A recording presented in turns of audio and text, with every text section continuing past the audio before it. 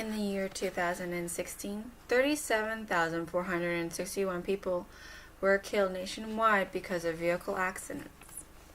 The auto industry proposes creating fully autonomous vehicles in order to combat this problem of the loss of life by taking a human out of the driver's seat. However, with this dramatic change in our system, what conflicts could arise from this change? Is there a better option than a fully autonomous vehicle?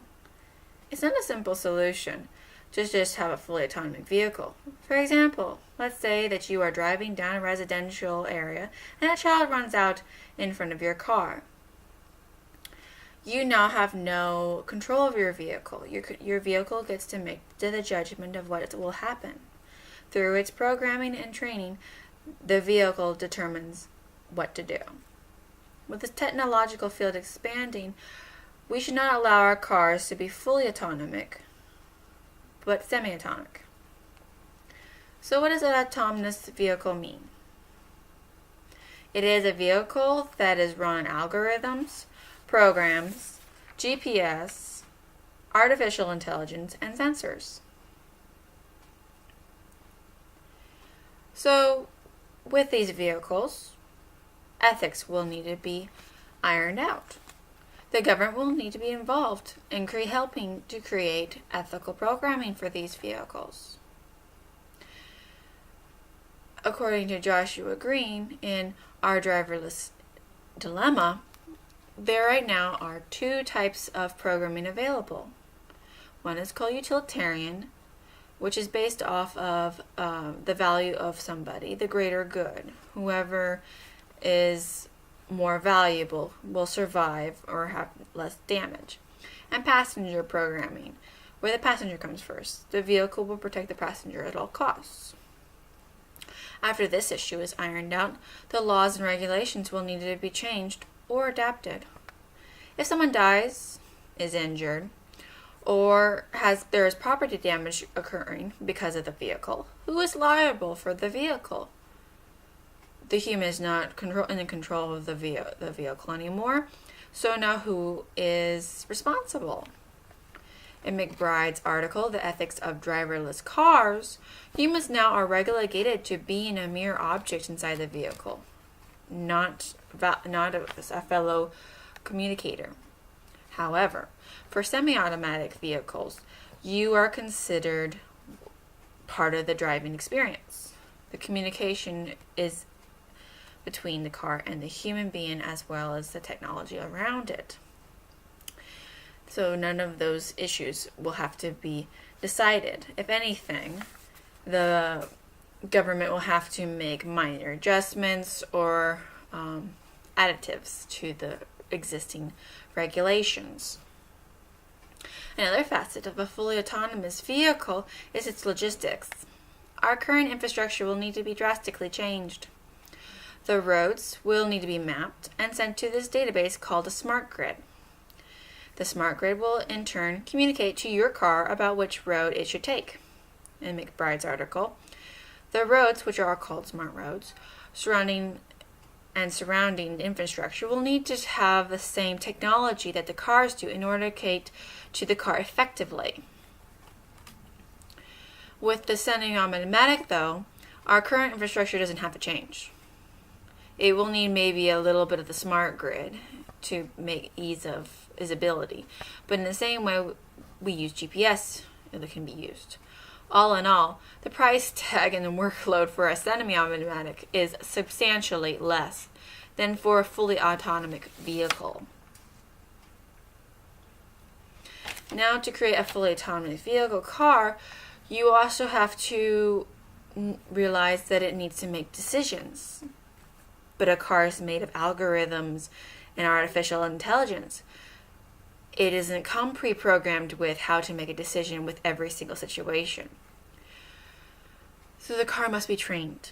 The approximate time that this car needs to be trained, though, is unavailable at this time. The programming cannot be depended on entirely. The car must evolve and through experience of situations to make safe judgments, according to McBride. For example, if a vehicle sees a plastic bag coming towards it, Does the car react and swerve out of the way because it sees an object coming towards it? Or does it realize it's a plastic bag and it has no harm from it, so it continues on through it? Also, it is impossible to think that everybody in the United States will have a fully autonomous vehicle at the same time. These vehicles will need to be able to adapt to having multiple varieties of vehicles on the road at the same time. The semi-automatic does not have to have any problems with it because the human is involved in the situation. The human is able to control the situation if it gets dire. So they are the ones making the judgments. They are the ones making the end judgment and are able to adapt to having automated and manual vehicles on the road. Another thing that needs to be addressed will be the security of these autonomous cars. The fully autonomous car learns by gleaning data from the owner or the driver. A governmental agency will have to be able to set up a limiter for how much your vehicle can glean off of you. In the case that there is a security breach and your data has been compromised, your daily habits will be in the hands of another. For instance, the time I leave my home and the time I come home will be in the data. This leaves a criminal a prime time to know when to attack my house when he knows for sure I will not be there.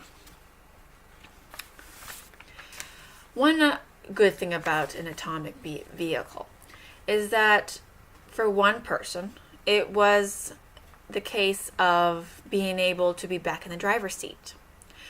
There was a ex-race car driver who was in a horrible crash and became paralyzed. After he lost all his mobility in his limbs, he didn't think he would ever be able to drive a vehicle ever again. But this university decided to create a semi-automatic vehicle. And it not only succeeded in allowing him his mobility back, but he also gained a car license. With his voice, he is able to shift gears. With his head, and he can steer. With his breathing tube, he's able to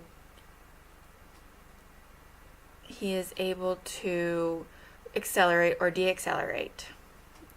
So with this semi-autonomic car, he is able to be in control of a vehicle and not an idle passenger. He gets to decide where he wants to go and how fast he wants to go. This car has given him back his humanity and it has given him back his freedom. In conclusion, as we have covered the ethics, logistics, security, and adaptation that makes a fully autonomous vehicle, it makes sense that we need to have an alternative vehicle. The amount of money, infrastructural change, and bureaucratic involvement all point to the fact that these vehicles are a future endeavor.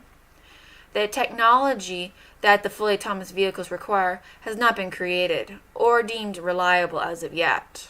Thus, the new wave of vehicles should not be fully autonomous, but semi-autonomous. It is up to you whether you decide you want your freedom taken away by a vehicle or not.